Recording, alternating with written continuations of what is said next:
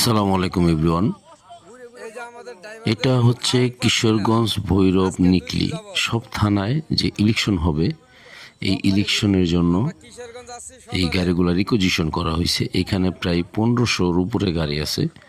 এটা সমস্ত থানার ভিতরে এই গাড়িগুলো পাঠানো হবে রিকুইজিশন খাটার জন্য। তো সরকার চাইলে গাড়ি দিতে বাধ্য থাকিবে, এটাই স্বাভাবিক। তবে আমার একটা অনুরোধ, এই যে শ্রমিকগুলা, এই যে স্টাফগুলা, ড্রাইভারগুলা, ওনারা না খেয়ে বসে আছে।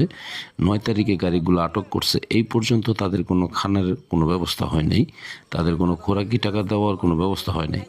এটা তো সরকারের নিয়মে আছে যে তাদেরকে খোরাকির টাকা দিতে হবে। তো আমার বিশেষভাবে ঊর্ধ্বতন কর্মকর্তার কাছে একটাই দাবি, যে শ্রমিকগুলোর পাশে দাঁড়ান, ওনাদের খাবারের টাকাটা ব্যবস্থা করে দেন। যদি কোনো বড় কোনো ঊর্ধ্বতন কর্মকর্তা আমার কথাগুলো শুনে থাকেন, অবশ্যই একটু খেয়াল রাখবেন। সবাই ভালো থাকবেন। আসসালামু আলাইকুম রহমতুল্লাহ।